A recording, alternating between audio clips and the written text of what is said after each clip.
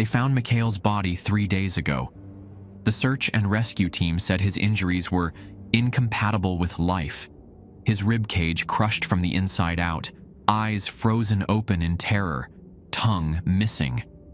The official report will probably say exposure or an animal attack. That's what they always say.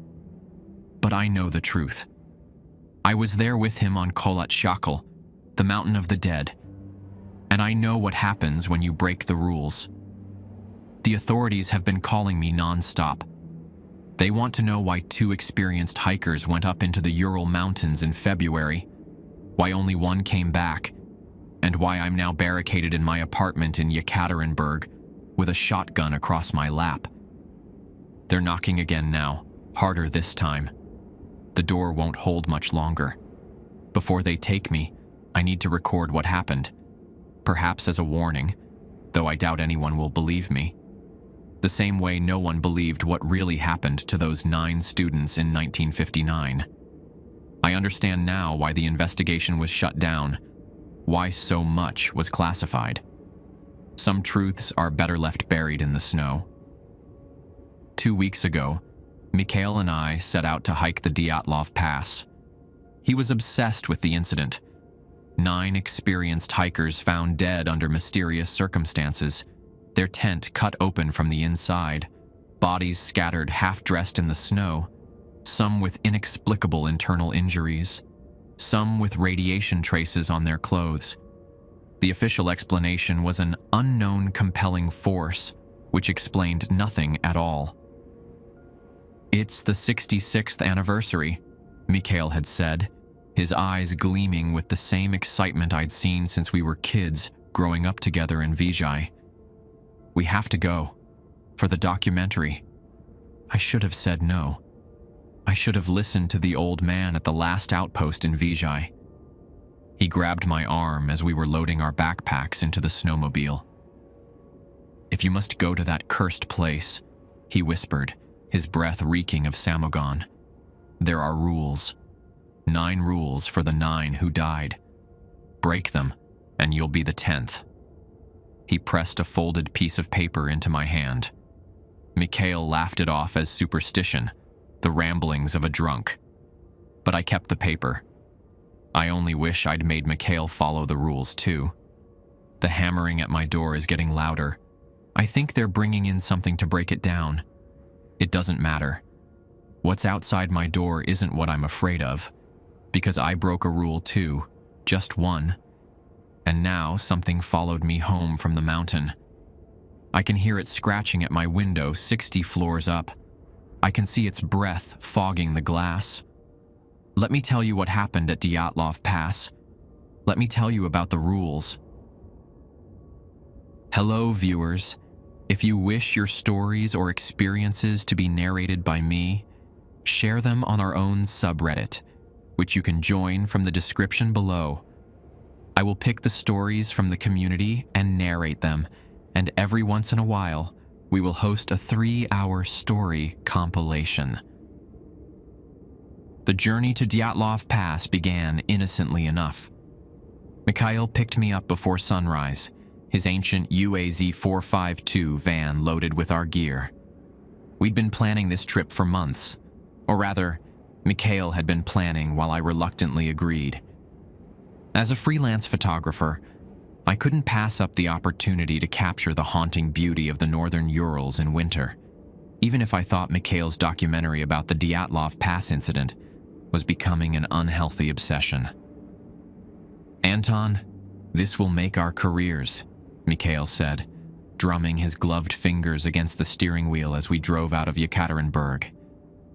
The city's industrial skyline slowly faded behind us, replaced by endless white forests. 66 years is significant. Numbers have power in the Mansi traditions. I nodded, watching my breath fog in the cold air despite the van's heater working overtime.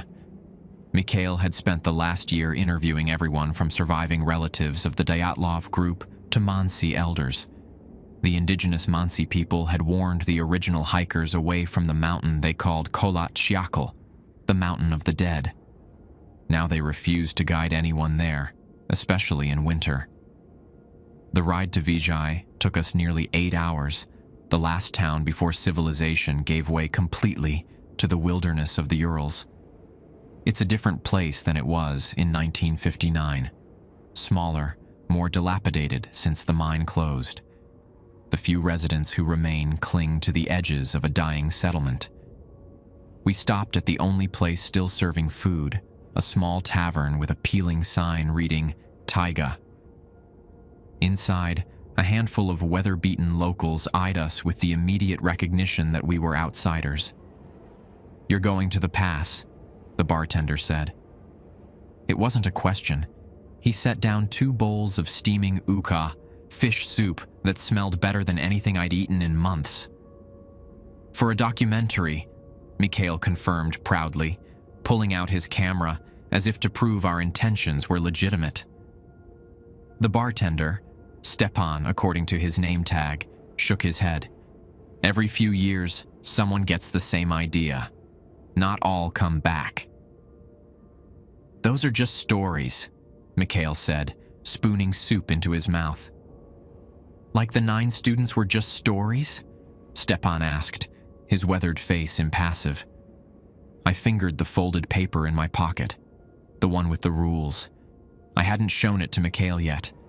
Part of me thought it was nonsense, but something in the old man's eyes when he'd given it to me had stirred an ancient fear in my gut. "We've got modern equipment," I said, trying to reassure myself as much as anyone. "GPS, satellite phone, emergency beacon." Stepan grunted. "Those things don't work right up there, never have." After we finished eating, we arranged for a local to take us by snowmobile to the trailhead the next morning. The snow was too deep for the van. We took a room above the tavern, the only accommodation in Vijay, and spent the evening reviewing our route and equipment. That night, while Mikhail showered, I finally unfolded the paper. The 9 rules of Dyatlov Pass. 1. Make camp before sunset. Once night falls, remain in your tent until dawn, no matter what you hear or see. 2. Never separate from your group. If you become separated, do not call out for others. They will not hear your real voice. 3. If you hear singing or music, cover your ears immediately. Do not try to find the source. 4. Do not take photographs of the northern lights if they appear. Do not look directly at them for more than a few seconds. 5. If you find any object that does not belong to you, especially anything metallic or with writing in a language you don't recognize, do not touch it. 6. If temperatures rise suddenly or unexpectedly, do not remove your clothes, no matter how unbearably hot it becomes. 7. If you feel you are being watched, you are. Do not search for observers. Do not acknowledge their presence. 8. If you notice footprints that don't belong to your group, do not follow them, even if they seem to lead to safety. 9. If you survive until the final day, leave before noon. What comes down the mountain after noon is not what went up. The paper trembled in my hands. I wanted to dismiss it as superstitious nonsense, but something about the precision of the rules, their strange specificity, made my skin crawl. When Mikhail emerged from the bathroom, I quickly folded the paper and put it back in my pocket. "We should get some sleep," I said. "Early start tomorrow." "I can't sleep," Mikhail replied, his eyes bright with excitement. "I've waited my whole life for this, Anton, to solve the mystery that no one else could." I watched him checking his camera equipment with meticulous care and felt a sudden, overwhelming urge to call the whole thing off. To invent some emergency that would take us back to Yekaterinburg. Instead, I said nothing and tried to ignore the growing knot of dread in my stomach. Outside our window, snow began to fall in thick, silent flakes. From somewhere deep in the surrounding forest came a sound, too rhythmic to be the wind, too structured to be an animal. It almost sounded like singing. Morning came with brutal cold and an impenetrable silence. The temperature read -30 degrees Celsius on my watch's thermometer as we loaded our gear onto the 2 snowmobiles waiting outside the tavern. Our driver, Nikolai, was a grizzled man in his 60s who spoke little but seemed to know the terrain intimately. "You follow the old route?" he asked, securing our equipment. "As close as possible," Mikhail confirmed. "We want to retrace their steps exactly." Nikolai's expression didn't change, but I noticed his movements became more deliberate, almost reverent.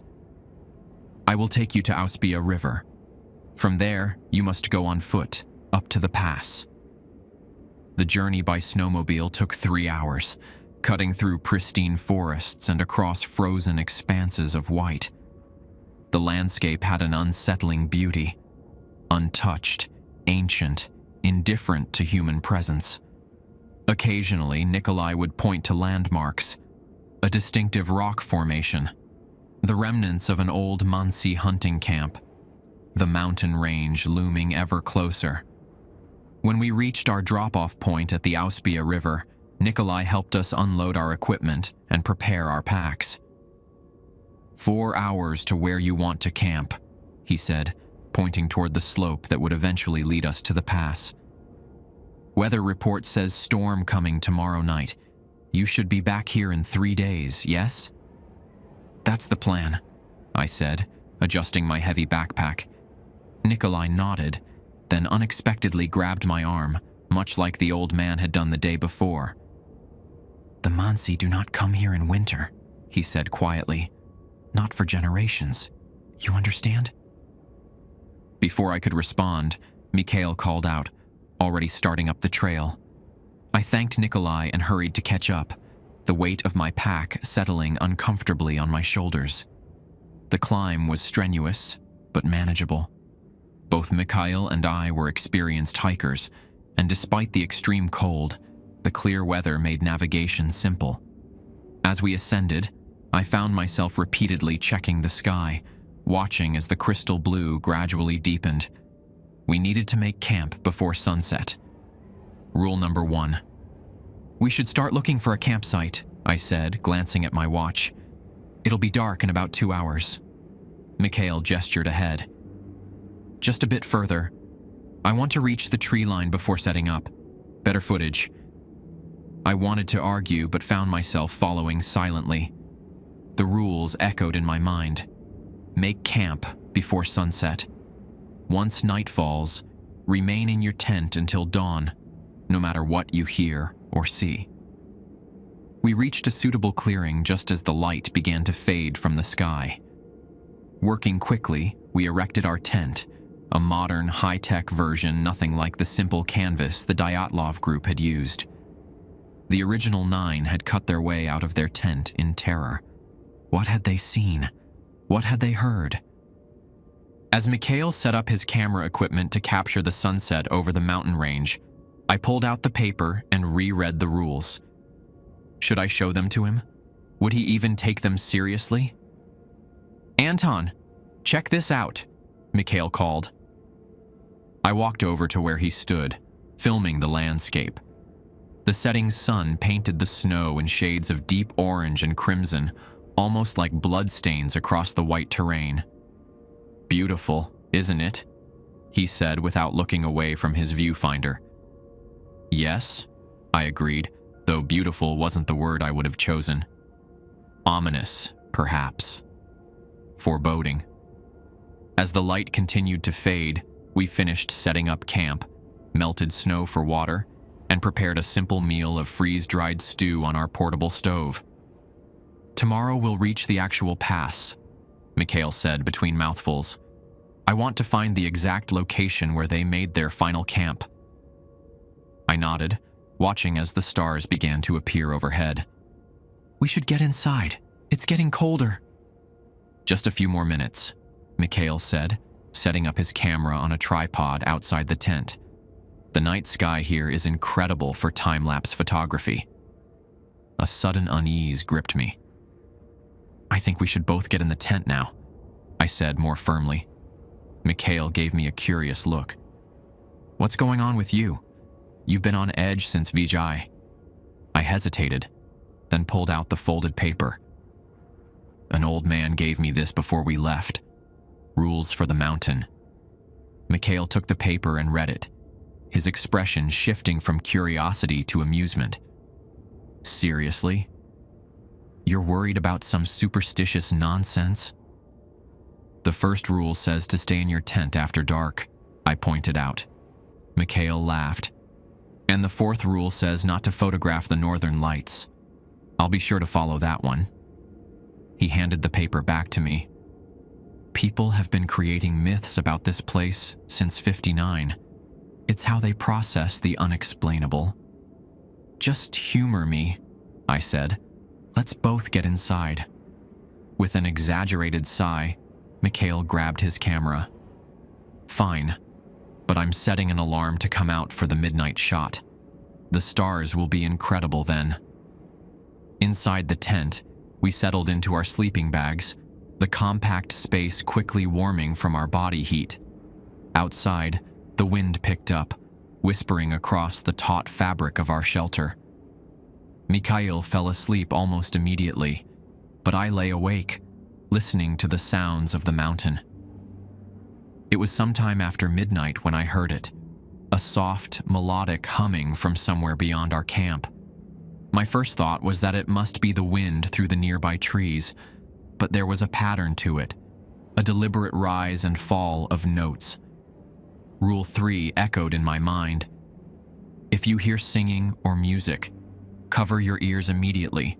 Do not try to find the source. I pressed my hands over my ears, heart pounding. Beside me, Mikhail stirred. What are you doing? He mumbled sleepily. Nothing, I whispered. Go back to sleep. But Mikhail was already sitting up, reaching for the zipper of the tent. Did you hear that? Sounds like someone's out there. I grabbed his arm. Don't open the tent. Anton, if someone else is out here, they might need help. It's 20 below zero. It's not a person, I insisted, though I had no proof of this. Just a deep, primal certainty that whatever was making that sound was not human. Mikhail stared at me for a long moment, then slowly moved away from the tent entrance. You're really spooked by this place, aren't you? The humming grew louder, more distinct, a haunting melody that seemed to resonate from multiple directions at once. Mikhail heard it too. I could see the recognition in his eyes. That's weird, he admitted. Cover your ears, I told him. Don't listen to it. Surprisingly, he complied, perhaps finally sensing my genuine fear. We sat like that, hands pressed to our ears, for what felt like hours. Eventually, the melody faded, replaced by the ordinary sounds of the night wind. When I finally lowered my hands, Mikhail was staring at me. Tomorrow, he said quietly. I think you should tell me more about these rules. I nodded, relief washing over me. But as I settled back into my sleeping bag, a new sound emerged from the darkness outside, the distinct crunch of footsteps in the snow circling our tent. Mikhail heard it too. His eyes met mine, wide with the first real fear I'd seen in him since we began this journey. The footsteps continued their slow circuit around our shelter, not the four-legged pattern of an animal, the deliberate stride of something walking upright. We remained frozen, barely breathing, as the footsteps completed one circuit, then began another, and another. Rule number 7. If you feel you are being watched, you are. Do not search for observers. Do not acknowledge their presence. Somewhere in the distance, the humming began again. Neither of us slept after that.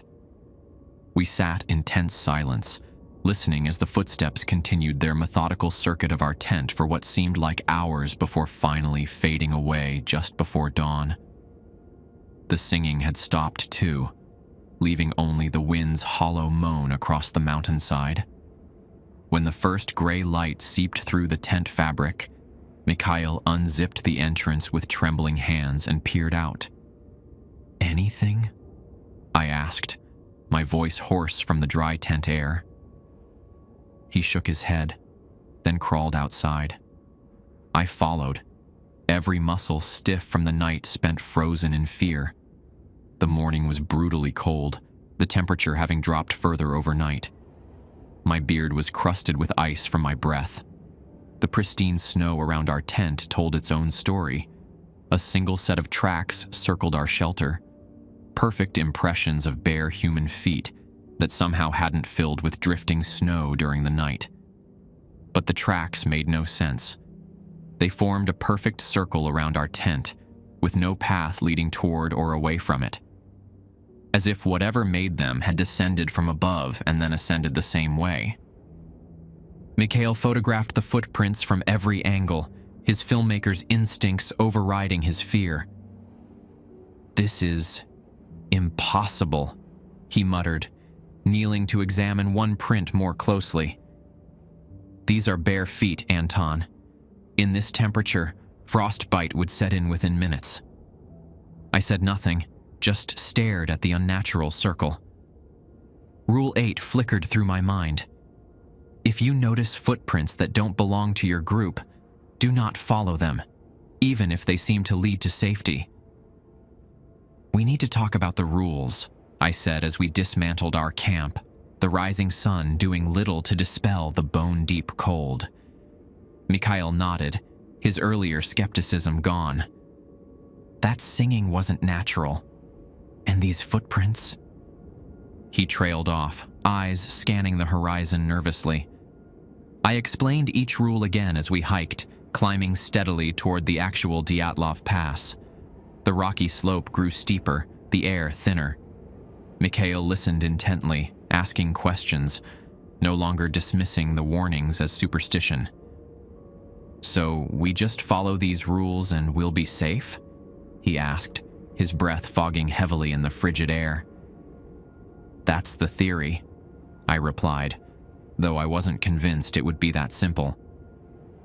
Something about this place felt fundamentally wrong, as if we were trespassing not just on forbidden ground, but in some liminal space where natural laws began to fray. By midday, we reached the area where the original Dyatlov group had made their final camp. A simple memorial stone marked the spot, placed there by later expeditions. Weathered photographs of the 9 students were affixed to the stone, their young faces staring out from a time long past. Mikhail knelt before the memorial, his camera forgotten for the moment. Igor Dyatlov, Zinaida Kolmogorova, Lyudmila Dubinina, Alexander Kolevatov, Rustam Slobodin, Yuri Doroshenko, Yuri Krivonishenko, Nikolai Thibault-Brignol, Semyon Zolotaryov. He recited their names with reverence. "What happened to you?" I stood back, scanning our surroundings. The place had a desolate beauty, a sweeping view of the mountain range, the valley below blanketed in snow. But there was something else, a heaviness to the air, as if the tragedy that occurred here still echoed through time. "We'll set up camp here," Mikhail announced, shrugging off his backpack. "This is perfect for the documentary. I want to film the same view they would have had, capture the sunset and sunrise from this exact spot." Unease prickled along my spine. "I don't think we should stay here." "This is literally why we came, Anton," Mikhail argued, already unpacking his tent. "We're documenting the Dyatlov incident on its anniversary, at the exact location." "There's something wrong with this place," I insisted. "We should make camp further down, somewhere less exposed." Mikhail stood, frustration evident in his stance. "The rules don't say anything about not camping here. They just say to make camp before sunset, which we will." He was right, technically. And yet, standing in the shadow of that memorial stone, I couldn't shake the feeling that camping here was inviting whatever horror had befallen the original 9. With reluctance, I helped Mikhail set up our tent. As we worked, he engaged in a running monologue about the original incident, theories about what happened, details he'd learned from his research. His passion for the mystery had returned now that daylight had restored some sense of normalcy. "The official investigation cited an unknown compelling force," he said, hammering a tent stake into the frozen ground. "Some people think it was an avalanche, but that doesn't explain why they cut their way out, or why they fled without proper clothing, or the internal injuries without external trauma." I grunted in acknowledgement, scanning the horizon. The sky was clear, a deep crystalline blue that promised another bitterly cold night. No sign of the storm Nikolai had mentioned. "Others blame Soviet military testing or infrasound causing panic," Mikhail continued. "But I think—" He stopped suddenly, staring at something behind me. I turned to follow his gaze and felt my breath catch. About 50 meters from our camp, half buried in snow, was a metallic object glinting in the sunlight. It was cylindrical, roughly the size of a thermos, with strange markings etched along its surface. Rule 5. If you find any object that does not belong to you, especially anything metallic or with writing in a language you don't recognize, do not touch it. "What is that?" Mikhail asked, already moving toward it. I grabbed his arm. "Don't. Rule 5. He hesitated, glancing between me and the object. "It could be evidence, Anton. Something that explains what happened here. Or it could be what caused it," I countered.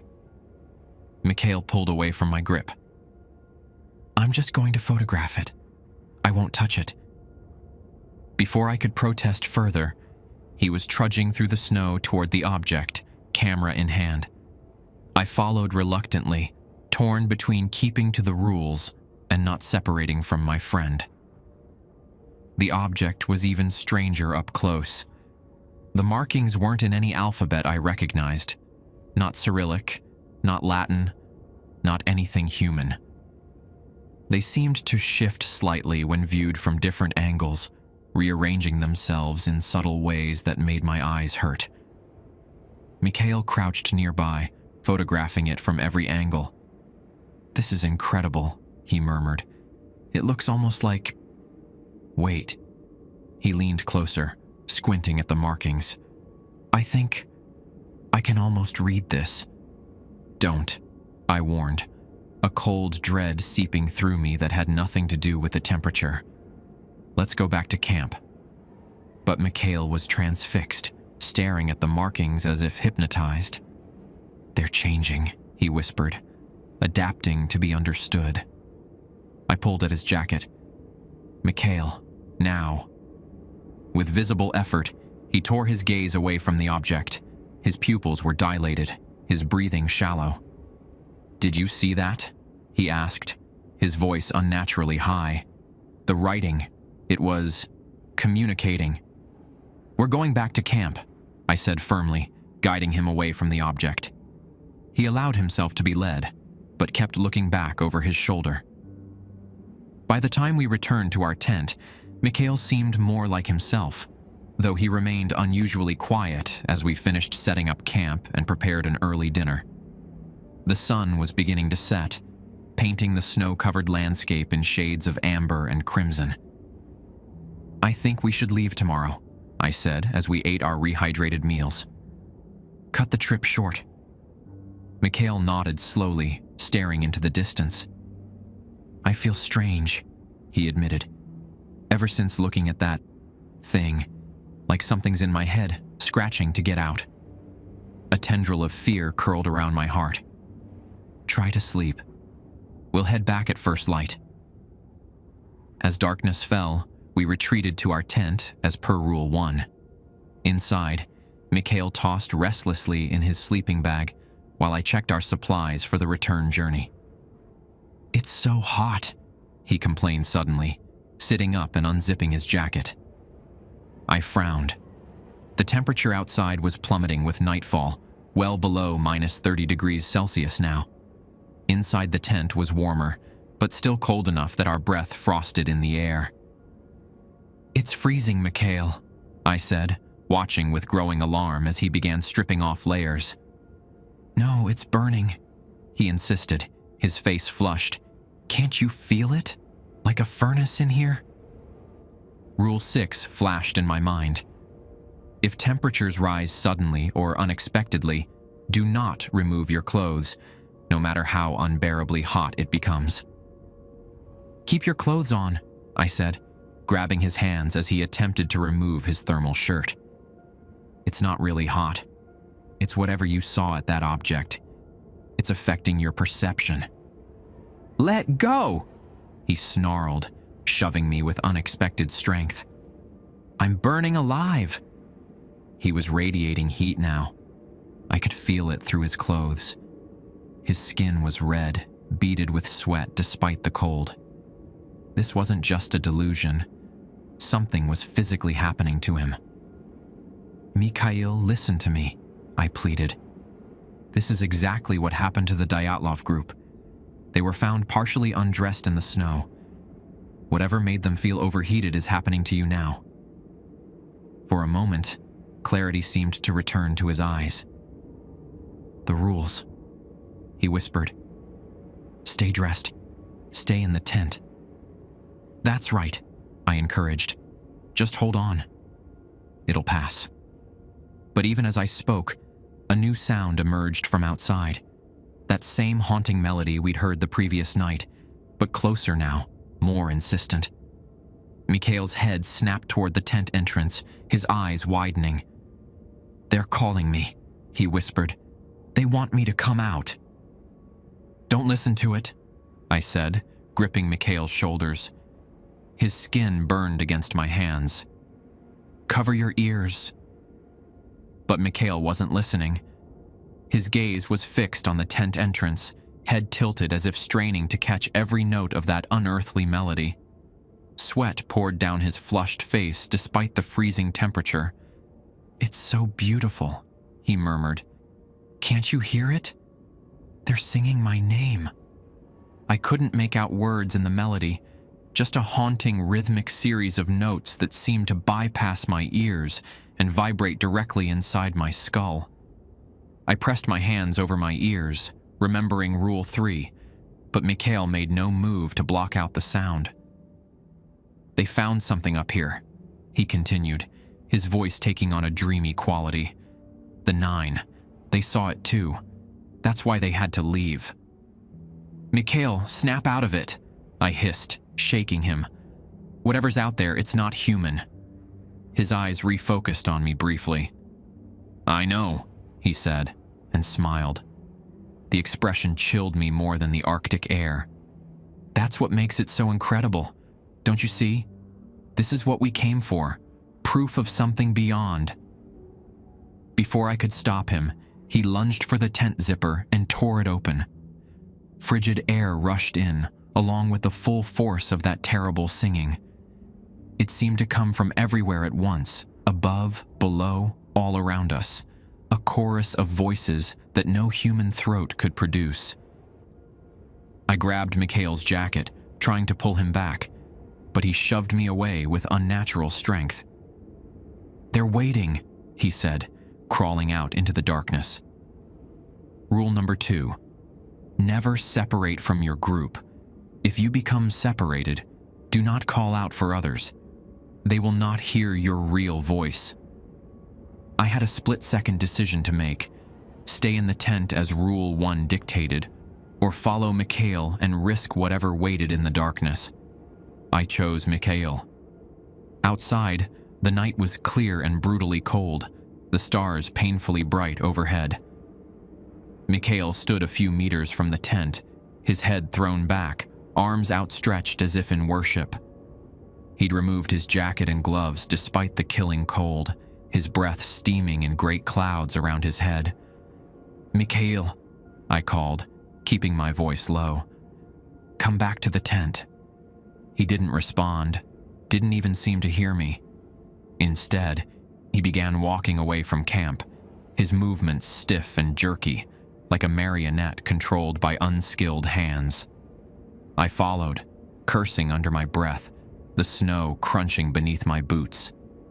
The memorial stone loomed dark against the starlit snow as we passed it, the faces of the dead watching our passage with frozen expressions. The singing grew louder as we approached the ridge where we'd found the metal object earlier. But the object was gone. In its place was a soft blue glow emanating from the snow, as if something beneath the surface was illuminated. Mikhail stopped at the edge of the glow, swaying slightly on his feet. I caught up to him, grabbed his arm. "We need to go back," I urged, but his skin was burning now, impossibly hot in the sub-zero air. Steam actually rose from his exposed flesh. "They're coming through," he whispered, staring at the blue glow. "They've always been coming through, ever since 1959. But they need openings, doors, people to invite them." The snow around the blue light began to shift and bulge, as if something beneath was pushing upward. The singing changed pitch, becoming more urgent, more insistent. "What's happening?" I asked, though I wasn't sure I wanted an answer. Mikhail turned to look at me, his eyes reflecting the blue light in a way that made them seem to glow from within. "The radiation," he said, as if this explained everything. "That's why there were traces on their clothes. The tear between worlds leaves residue." The snow erupted upward, revealing not ground beneath, but a swirling vortex of blue-white light. The singing now was almost deafening, the cold so intense it burned my lungs with each breath. And rising from that impossible portal, a figure began to take shape. It was vaguely humanoid, tall and thin, its body seeming to flicker in and out of existence. Where a face should have been was only a blank expanse of rippling, translucent tissue. It reached toward Mikhail with elongated fingers that ended in points too sharp to be called hands. "Beautiful," Mikhail breathed, stepping toward it. Terror finally broke my paralysis. I lunged forward, tackling Mikhail away from the creature and the portal. We tumbled through the snow, rolling downhill several meters before coming to a stop against a rocky outcropping. The creature let out a sound, not a scream, nothing so human, more like the discordant screech of metal tearing, amplified to impossible volume. The noise cut through my head like shards of glass, and I clasped my hands over my ears, feeling warm blood seeping between my fingers. Mikhail thrashed beneath me, trying to return to the portal. "Let me go," he snarled, his voice overlaid with a strange harmonic, as if multiple voices were speaking through him at once. "They've waited so long." "That thing will kill you," I shouted, struggling to restrain him. "No," he said, suddenly going still. "They don't want to kill. They want to wear, like clothes. They've been so cold, trapped between, for so long." A chill that had nothing to do with the temperature ran through me. I looked back toward the portal. The creature was moving toward us, its movements jerky and unnatural, like stop-motion animation played at the wrong speed. Behind it, more figures were emerging from the swirling light. "Run!" I urged, pulling Mikhail to his feet. "We need to run!" For a moment he resisted, staring longingly at the approaching entities. Then something seemed to clear in his eyes. Fear replaced the rapture on his face. "Oh God," he whispered. "What are those things?" "Run!" I repeated, shoving him ahead of me down the slope. We stumbled through deep snow, half running, half falling down the mountainside away from our camp, away from the portal and the creatures emerging from it. Behind us, that terrible screeching continued, accompanied by the sound of pursuit. Too many footsteps, moving too quickly through the snow. Rule number 8. If you notice footprints that don't belong to your group, do not follow them, even if they seem to lead to safety. As we fled, I became aware of tracks in the snow ahead of us. human footprints leading away from the mountain. In the starlight, they seemed to glow faintly, an inviting path to safety. "This way," Mikhail gasped, veering to follow the tracks. "No!" I grabbed his arm, yanking him away from the trail. "Rule 8, don't follow strange footprints." He resisted for a moment, then nodded, his breathing ragged. We changed direction, forging our own path through the deep snow. It was exhausting, each step requiring immense effort, but the sounds of pursuit seemed to fade slightly as we avoided the marked trail. We reached a stand of stunted pines, the first trees we'd seen since climbing above the tree line earlier. Without discussing it, we dove into the cover they provided, pressing ourselves against the rough trunks, gasping for breath in the thin air. "What's happening?" Mikhail whispered, shivering violently now that the unnatural heat had left him. His exposed skin was showing signs of frostbite already, the flesh waxy and pale. "We need to get you warm," I said, shrugging off my outer jacket and wrapping it around him. "And we need to get off this mountain."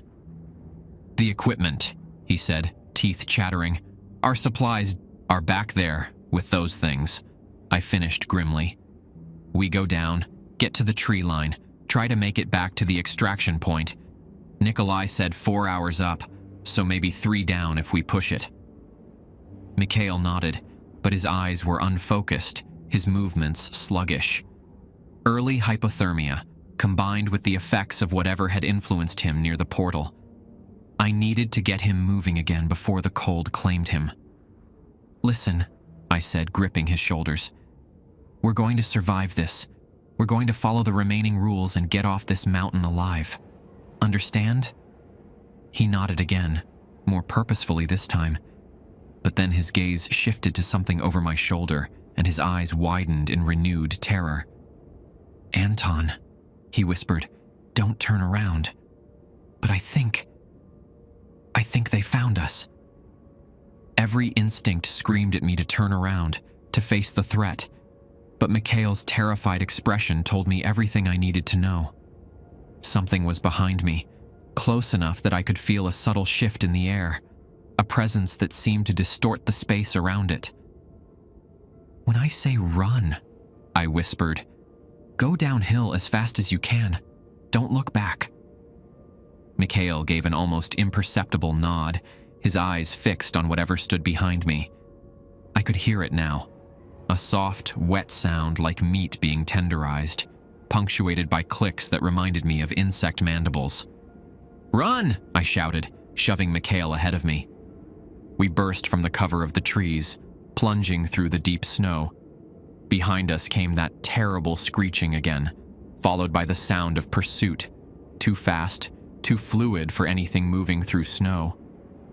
I risked a glance over my shoulder and immediately wished I hadn't. 3 of the entities were flowing across the snow, their movements all wrong, bodies rippling and distorting as if they weren't fully solid. They left no footprints, instead gliding over the surface like oil on water. "Don't look," I gasped, facing forward again. "Just run." We stumbled downhill, gravity aiding our flight, sometimes running, sometimes sliding uncontrollably. My lungs burned in the frigid air, each breath a knife in my chest. Beside me, Mikhail wheezed painfully, his earlier exposure taking its toll. The tree line appeared ahead, the denser forest that would provide more cover, more obstacles between us and our pursuers. If we could reach it, perhaps we could lose them among the trees. As we ran, the sky above began to ripple with waves of green and blue light, the aurora borealis unfurling across the night sky in breathtaking luminescence. Under any other circumstances, I would have stopped to marvel at the display. But Rule 4 came to mind. Do not take photographs of the northern lights if they appear. Do not look directly at them for more than a few seconds. "Don't look at the lights," I called to Mikhail. Too late. He had already slowed, his head tilted back, eyes fixed on the dancing colors above. "It's them," he murmured. "It's their true form." I grabbed his arm, trying to drag him forward, but he resisted, transfixed by the aurora. The lights seemed to pulsate in time with that unearthly singing, which had started again, more distant but no less compelling. "Mikhail, we have to keep moving," I pleaded. He lowered his gaze reluctantly, but something had changed in his eyes. They reflected the aurora's glow even though he was no longer looking at it, tiny points of green-blue light dancing in his pupils. "They're ancient, Anton," he said, his voice eerily calm. "They were here before us. They'll be here after. They just want to understand." "Understand what?" I asked, pulling him forward even as I kept my own gaze firmly on the ground ahead. "What it's like to be solid, to be warm." His voice took on that layered quality again, as if multiple speakers were using his vocal cords simultaneously. "They've been watching us for so long. Sometimes they reach through, try to touch. But it's so cold here for them. They need vessels." A chill that had nothing to do with the temperature ran through me. "You're not yourself," I said. "It's the lights. They're affecting your mind." We'd reached the tree line now, the dense forest offering some protection from both the aurora above and the entities behind us. I led Mikhail deeper among the trees, the snow shallower here, our progress faster. "I feel them in my head," Mikhail said, pressing his palms against his temples. "Scratching, whispering, so many voices." "Fight it," I urged. "Focus on getting down the mountain." We continued our descent, the forest growing denser around us. The singing had faded, but occasionally I would catch glimpses of blue-white light filtering between the trees behind us, suggesting our pursuers hadn't given up.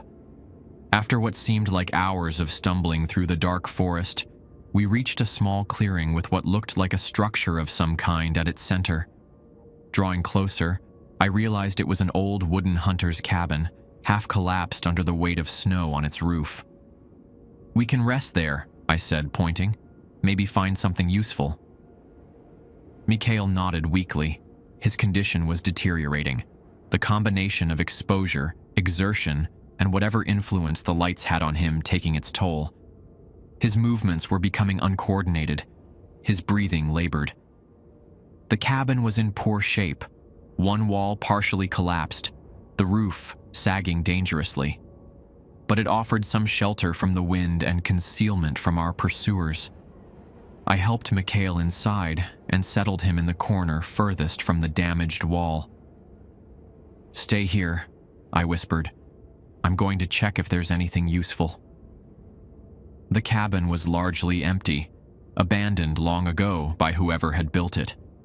A rusted wood stove sat in one corner, rendered useless by the collapsed chimney. The remains of a wooden table and chair lay splintered on the floor. But against one wall, I found what looked like an old military footlocker, its metal surface covered in frost. Wiping away the ice, I discovered Cyrillic lettering stenciled on the lid. Собственность Министерства обороны СССР, property of the USSR Ministry of Defense. "Mikhail," I called softly. "Look at this." He crawled over, some clarity returning to his eyes as he focused on the unexpected find. "Military? Out here?" "Maybe it's connected to the theories about Soviet testing," I suggested, trying to open the locker. It was locked, the mechanism frozen solid. Mikhail pulled out his multi-tool and worked at the lock while I kept watch at the cabin's single window. Outside, the forest was still, the aurora's glow filtering between the trees, casting everything in an eerie blue-green light. "Got it," Mikhail murmured as the lock finally gave way with a brittle snap. Inside the locker were several items: a military-issue first aid kit from the 1950s, a heavy wool blanket that had somehow escaped the attention of moths, a flashlight with leaking batteries, and most surprisingly, a leather-bound journal. Mikhail grabbed the blanket, wrapping it around his shoulders while I examined the journal. It was weather-stained and worn, but still intact. Opening it, I found pages of handwritten Russian, the ink faded but legible. "It's a log of some kind," I said, flipping through the pages. "Dated February 1959. Mikhail's head snapped up. "That's when the Dyatlov incident happened." I nodded, scanning the entries. "It's from a military observer. They were monitoring something up on the pass." I turned more pages, reading quickly. There are references to anomalous energy readings and atmospheric disturbances. "What does it say about the hikers?" Mikhail asked, moving closer. I flipped to the final entries. They were tracking the Dyatlov group, not interfering, just observing. I stopped, the words on the page chilling me. They were using the students as bait. Bait for what? Mikhail's voice was barely audible. "For whatever comes through when the lights appear," I said, reading from the journal. "The entities require organic vessels for full manifestation. Previous attempts to capture specimens have failed. The university expedition presents an opportunity for observation of interaction and possible containment of manifested entities." Mikhail stared at me, horror dawning on his face. They knew what would happen to those students. I continued reading. Subjects fled shelter at 23:05. Interaction with entities in progress. Unusual atmospheric phenomena intensifying. Unable to approach safely for extraction or specimen recovery. Will report failure to contain manifestation. Recommend termination of Colot 3 project and immediate classification of all materials. "They just watched them die," Mikhail whispered. "And then covered it up," I added grimly. "These entities, whatever they are, the government knew about them." A creaking sound from above interrupted us. Snow and debris rained down as something moved across the cabin roof. That wet, clicking sound returned, now directly overhead. Mikhail and I froze, eyes fixed on the sagging ceiling. A dark stain began to spread across the wooden planks. Not water, but something viscous and oily that dripped down in thick globules. I grabbed the journal and shoved it inside my jacket. "We need to move. Now." The ceiling gave way with a tremendous crash. We lunged for the door as something poured through the opening. Not a solid entity, but a writhing mass of translucent tissue that flowed like liquid but moved with purpose. We burst out of the cabin into the snow, running blindly through the trees. Behind us, the mass flowed out the door, coalescing into a vaguely humanoid shape that pursued us with that same impossible speed. "The rules!" Mikhail gasped as we ran. "What do the rules say about fighting these things?" "They don't," I admitted. "Just how to avoid them." We crashed through the underbrush, branches whipping at our faces. I had lost all sense of direction, focused only on putting distance between us and the entity. "Wait," Mikhail said suddenly, skidding to a halt. "Listen." I stopped, straining my ears. Beyond our ragged breathing and the distant sounds of pursuit, I could hear something else, the mechanical growl of an engine. Snowmobile, I realized, coming from that direction. We changed course, heading toward the sound. It had to be Nikolai, perhaps coming to extract us early due to the approaching storm. If we could reach him, we might have a chance. The trees began to thin, and ahead, I could see a clearing, illuminated by the aurora above. A figure on a snowmobile was making its way across the open space. "Hey!" I shouted, waving my arms. "Over here!" The rider turned toward us, the snowmobile's headlight momentarily blinding me. Relief flooded through me. We were saved. Then Mikhail grabbed my arm, yanking me back into the cover of the trees. "What are you doing?" I demanded. "That's our way out." "Look at the driver," Mikhail hissed, his face pale with renewed terror. I peered out from behind a tree, focusing on the figure on the snowmobile. It was humanoid in shape, wearing what looked like appropriate winter gear. But as it turned its head searching for us, I could see that where a face should have been was only a smooth, blank expanse of flesh. "It's them," Mikhail whispered. "They're hunting us." The rider dismounted, moving with that same unnatural fluidity. It turned slowly in a full circle, as if scanning the forest edge. Then it did something that froze my blood. It raised a hand to its blank face and peeled away the featureless flesh like a mask, revealing a familiar human face beneath. Nikolai, but not Nikolai. The eyes were wrong, flat and empty, reflecting the aurora's light like mirrors. "Anton! Mikhail!" it called, the voice a perfect imitation of our guide's gruff tones. "Where are you? Storm is coming. We must leave now." Rule 2 echoed in my mind.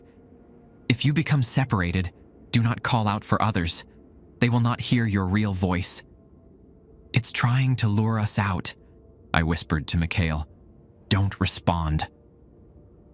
The thing wearing Nikolai's face continued to call, its voice becoming increasingly distorted with each repetition of our names. Behind us, the sounds of pursuit were growing closer. We were trapped between predators. "What do we do?" Mikhail asked, his voice trembling with exhaustion and fear. I had no answer. The rules had kept us alive so far, but they offered no guidance for our current situation.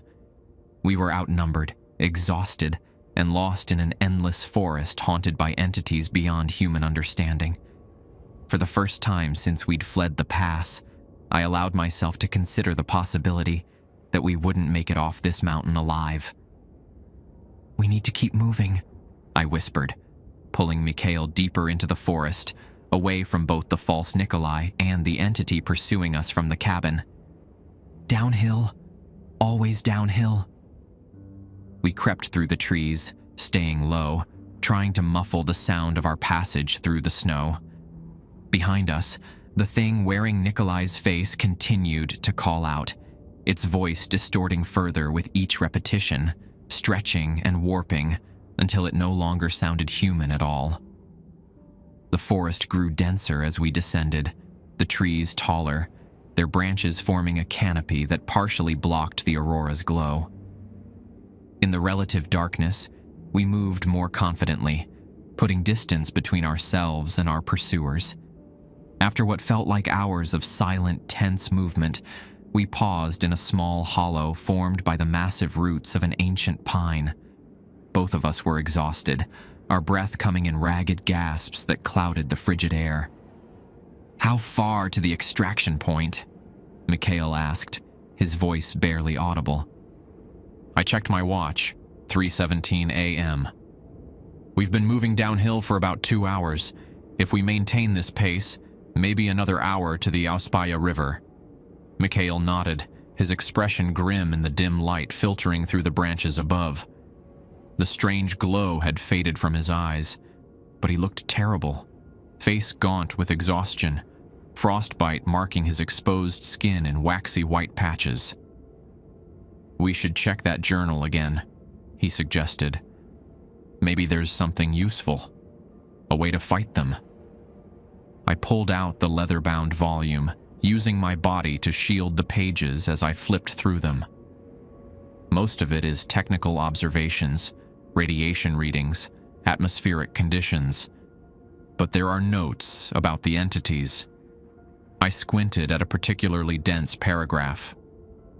Entities appear unable to fully manifest in temperatures below -30 degrees Celsius without an organic vessel, limited to transient forms that dissipate within 15 to 20 minutes of manifestation unless a host is acquired.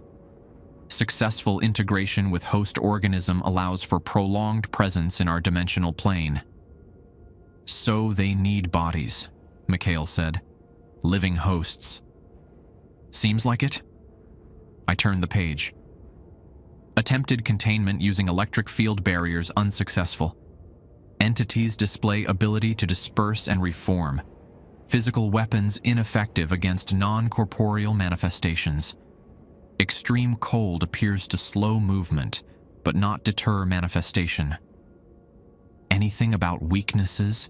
Mikhail asked desperately. I scanned further, flipping pages. Here's something.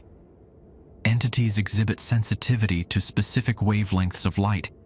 Standard military flares produce emissions that appear to disrupt entity cohesion temporarily. Mikhail's eyes widened. The emergency flares in our packs, which are back at our camp on the pass, I finished grimly. Wait, Mikhail said, reaching into his pocket. I grabbed something when we fled. He pulled out a small cylindrical object, a mini flare from our emergency kit. I always keep one in my jacket, hiking habit. Relief washed over me. That could buy us some time if they get close again. A distant screech echoed through the forest, followed by another from a different direction. They were still searching, still hunting. We should keep moving, I said, tucking the journal away. Stay ahead of them. We continued our descent, the terrain growing increasingly difficult as the slope steepened. Several times we had to catch ourselves on tree trunks to avoid sliding uncontrollably. The physical exertion kept us warm despite the bitter cold, but I could see Mikhail weakening with each passing minute. The trees suddenly gave way to a steep ravine, a frozen stream visible at the bottom. On the opposite bank, the forest continued. It was a natural obstacle, but also the most direct route down. We'll have to cross, I said, gauging the descent. Careful on the ice. Use the rocks for footing. We made our way down the ravine's edge, gripping exposed roots and rocks. At the bottom, the stream was frozen solid, moonlight glinting off its surface through breaks in the clouds. We stepped cautiously onto the ice, testing its strength. Halfway across, a glimmer of movement caught my eye. Upstream, something was flowing over the ice toward us. Not water, but that same oily, viscous substance we'd seen in the cabin. It moved with purpose, accelerating as it detected our presence. "Run!" I shouted, abandoning caution. We scrambled across the remaining ice and up the opposite bank, clawing our way through snow and undergrowth. Behind us, the substance reached the bank and began to flow up it, defying gravity, pursuing us with single-minded determination. The flare. We needed to use the flare. "Mikhail," I gasped. "The flare!" He fumbled in his pocket, his movements clumsy with cold and fatigue. The entity was gaining, flowing between trees with that impossible fluidity. Finally, Mikhail's hand emerged with the flare. "How do I?" "Twist and pull," I shouted. He did, and the flare ignited with a burst of intense red light.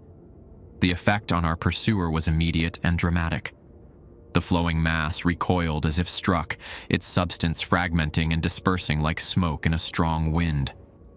A high-pitched keening filled the air, painful to our ears. "It's working!" Mikhail exclaimed. But the flare wouldn't last long, 2 minutes at most. We needed to put as much distance between ourselves and the entity as possible before it regrouped.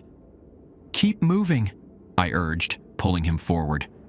We ran through the forest, the flare's crimson light casting bizarre dancing shadows among the trees. When it finally sputtered out, we were deep in the woods again, no sign of pursuit behind us. But we weren't safe. The false Nikolai might still be searching, and there could be other entities nearby. We continued downhill, maintaining a grueling pace despite our exhaustion. The forest eventually began to thin, and ahead I could see what looked like a clearing. As we drew closer, I realized it was the frozen expanse of the Auspia River, our extraction point. We had made it. Except there was no sign of the real Nikolai. Just the vast, empty riverbed stretching in both directions, bordered by forests on either side. "We're early," I said, checking my watch again. "It's only 4:45 a.m. Nikolai wouldn't expect us until tomorrow." Mikhail sank down onto a fallen log, his face gray with fatigue. "We can't stay here in the open. They'll find us." He was right. The clearing offered no cover, and the aurora still danced overhead, painting the snow in shifting patterns of green and blue. We were exposed, vulnerable. "There," I said, pointing to a rocky outcropping near the river's edge. "We can take shelter there, watch for Nikolai." We made our way to the outcropping, which formed a natural alcove, protected on 3 sides by rock and open to the river on the 4th. It wasn't much, but it offered some concealment and protection from the wind. As we settled into our makeshift shelter, I noticed Mikhail shivering violently. The adrenaline that had kept him going was fading, and hypothermia was setting in. I moved closer, sharing body heat. "Just a few more hours," I said. "Nikolai will come at first light." "If he comes?" Mikhail murmured. "If he's still alive." The thought had occurred to me too. If the entities could take human form, could mimic voices, how would we know if the real Nikolai arrived? And if these things had been here since 1959, who else might they be impersonating in Vijay, in Yekaterinburg, beyond? "We'll know," I said with more confidence than I felt. "We'll follow the rules." Rule 9 floated through my mind. If you survive until the final day, leave before noon. What comes down the mountain after noon is not what went up. It was technically already our final day, though not the one we'd planned. We needed to be away from this place by noon, regardless of whether Nikolai appeared or not. Mikhail's head drooped against my shoulder, his breathing becoming more regular as exhaustion pulled him toward sleep. "Stay awake," I said, shaking him gently. "It's too dangerous to sleep out here." "Just need to rest my eyes," he mumbled. "So tired, Anton." I knew the danger signs of hypothermia: confusion, drowsiness, slurred speech. Mikhail was displaying all 3. I needed to keep him awake, keep him talking. "Tell me about the documentary," I said. "What was your theory? About what happened to the Dyatlov group?" He stirred slightly. "Thought it was military testing gone wrong. Soviet experiment. Never imagined." He trailed off, gesturing vaguely at the sky where the aurora continued its eerie dance. "We'll have the real story now," I said. "The journal proves it. We can tell the truth about what happened." Mikhail gave a weak laugh. "Who'd believe us? Interdimensional entities that possess people. They'd lock us up." He wasn't wrong. Even with the journal as evidence, our story would sound like the ravings of madmen. And if the Soviet government had covered up the incident in 1959, the current Russian authorities might have similar motivations to suppress the truth. "We should destroy it," Mikhail said suddenly, his voice clearer. "The journal. Burn it. Some truths are too dangerous." I touched the leather-bound book through my jacket. "It's evidence, Mikhail. Proof that those 9 didn't die by accident." "It's a beacon," he countered. "As long as it exists, they'll be drawn to it. To us. Like they were drawn to the original research team. To the 9 students." Before I could respond, a sound caught my attention. The distant but distinctive growl of a snowmobile engine. I peered out from our shelter, scanning the tree line where the sound originated. "Someone's coming," I whispered. Mikhail tensed beside me. "Nikolai? Or one of them?" "We'll find out soon enough." The engine sound grew louder, and then a single headlight appeared among the trees. A snowmobile emerged from the forest, a solitary figure at the controls. It stopped at the edge of the clearing, the driver surveying the area. It was too distant to make out features, just a silhouette in the pre-dawn darkness. "We need to know if it's really him," Mikhail said, his voice tinged with fear. "Rule 2, I reminded him. "If we call out, it might not be his real voice that answers." The figure on the snowmobile reached into a compartment and pulled something out, what looked like a flare gun. It pointed the gun upward and fired.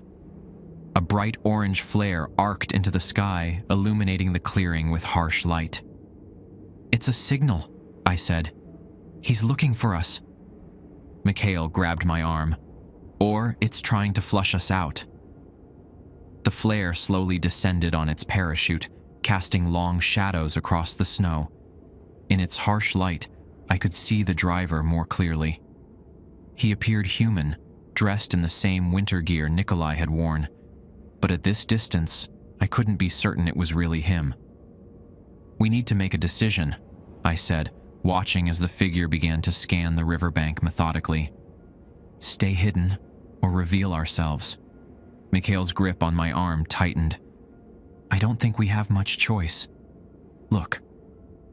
I followed his gaze and felt my heart sink.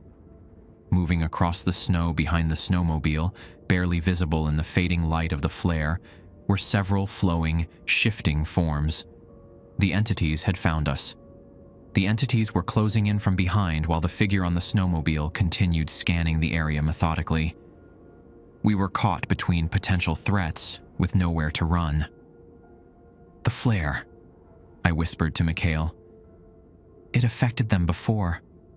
Maybe we can use it to reach the snowmobile." "That was our only flare," Mikhail reminded me, his voice tight with fear. The orange glow from the signal flare was fading, plunging the clearing back into the eerie light of the aurora. The entities were becoming more visible now, their translucent forms rippling as they advanced toward the snowmobile. "I don't think they've seen the driver yet," I said. "They're focused on us. They can sense us somehow." As if to confirm my suspicion, the flowing forms changed direction slightly, moving more deliberately toward our hiding spot. The driver remained oblivious, continuing to scan the opposite riverbank. "We have to warn him," Mikhail said. "Even if it's not really Nikolai, we can't just let those things take him." I hesitated, torn between self-preservation and the instinct to help. If we reveal ourselves, we're exposed. They'll reach us before we can reach the snowmobile. "Then we need a distraction," Mikhail said, pulling out the journal I'd given him to carry. "You said they're drawn to this, connected to it somehow." Understanding dawned. "You want to use it as bait?" He nodded grimly.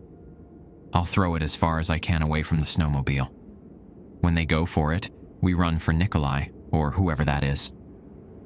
It was a desperate plan, but we had no alternatives. I peered out from our shelter, gauging distances. "Throw it toward those rocks on the far side. Then we sprint straight for the snowmobile. Don't look back. Don't stop for anything." Mikhail tore a few pages from the journal, stuffed them in his pocket, then gripped the book tightly. "Ready?" I nodded, tensing to run. "Now!" Mikhail hurled the journal with all his remaining strength. It arced through the air, landing in the snow about 50 meters away with a soft thump. The effect was immediate and horrifying. All the entities froze, then changed direction as one, flowing rapidly toward the discarded book. "Run!" I hissed, shoving Mikhail ahead of me. We broke cover, sprinting across the open expanse toward the snowmobile. The driver spotted us immediately, standing up on the machine and waving frantically. "Anton! Mikhail!" he called. The voice sounded like Nikolai's, but I couldn't trust that. We were halfway to the snowmobile when I dared to glance back. The entities had reached the journal and were engulfing it, twisting around it in a frenzy of movement. But one had detached from the group and was now flowing toward us with terrifying speed. Faster, I gasped, pushing Mikhail forward as he began to falter. The driver of the snowmobile had pulled out a rifle and was aiming past us. A shot rang out, the sound shockingly loud in the frozen landscape. It had no effect on the pursuing entity, the bullet passing through its fluid form without resistance. 20 meters from the snowmobile, Mikhail stumbled and fell. I grabbed his arm, trying to haul him up, but he cried out in pain. "My ankle," he gasped. "I can't." The entity was almost upon us, stretching forward like a wave about to break. The driver fired again, cursing in Russian. Then he did something unexpected. He revved the snowmobile and drove straight toward us. As he approached, I could see his face clearly for the first time. It was Nikolai, his expression a mixture of determination and terror. He skidded to a stop beside us, the machine's treads throwing up a spray of snow. "Get on!" he shouted. "Now!" I helped Mikhail onto the seat behind Nikolai, then jumped on behind him, clinging to the metal frame. The entity was only meters away now, its form stretching upward into a towering wave of translucent tissue. Nikolai gunned the engine, the snowmobile lurching forward with a roar. We shot across the frozen river, the machine bouncing violently over the uneven surface. Behind us, the entity gave pursuit, flowing with that impossible speed. "What are those things?" Nikolai shouted over the engine's roar. "Just drive!" I called back. "Faster!" We raced along the frozen river, the entity gradually falling behind as the powerful snowmobile opened the distance. The other entities were still clustered around the discarded journal, visible now only as a distant disturbance in the snow. As we rounded a bend in the river, putting the clearing out of sight, I allowed myself to hope we might escape. But then, Mikhail tapped my shoulder and pointed upward.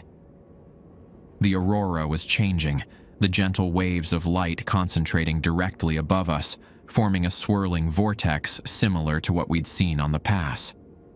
The snowmobile's engine began to sputter and die. "No!" Nikolai shouted, frantically working the throttle. "Not now." The machine coasted to a stop, its electronics completely dead. Above us, the vortex intensified, the light pulsing with increasing frequency. The air temperature around us suddenly spiked, becoming uncomfortably warm despite the winter landscape. Rule 6 flashed in my mind. If temperatures rise suddenly or unexpectedly, do not remove your clothes, no matter how unbearably hot it becomes. "Keep your gear on," I warned as Nikolai began to unzip his heavy jacket.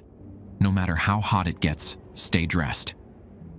He stared at me uncomprehendingly, sweat already beading on his forehead. "What is happening?" "They're coming through," Mikhail said, his voice oddly calm as he stared upward. "Like they did in '59. Like they've been doing ever since." The journal pages he'd kept in his pocket were glowing now, a soft blue light seeping through the fabric of his jacket.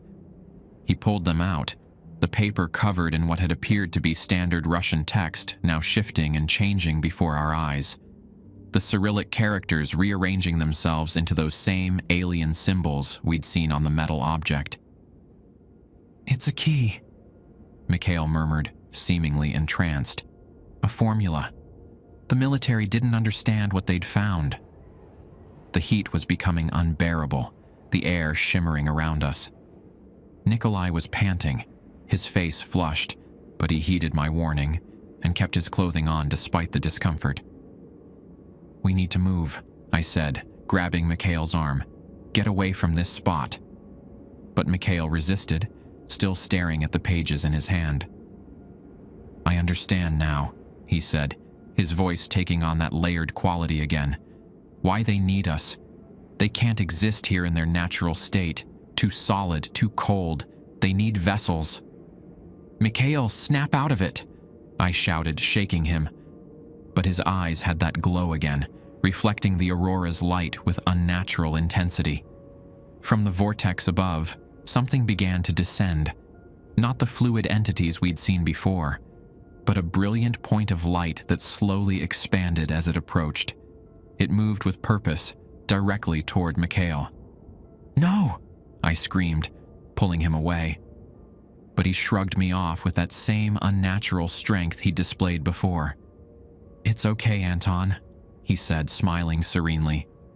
"I want to understand too. Don't you? Don't you want to know what's out there, beyond our little world?" The light was almost upon him now, expanding to engulf him. I lunged forward, tackling him away from the descending entity. We tumbled across the ice, the journal pages scattering from his hand. The effect was instantaneous. The light swerved, following the pages as they blew across the ice. One page caught against a rock, and the light converged on it, enveloping it in blinding brilliance. "The river!" Nikolai shouted, finding his voice. "We must cross. Now!" He was right. We needed to put distance between ourselves and whatever was happening. The three of us scrambled across the frozen Auspia, heading for the tree line on the opposite bank.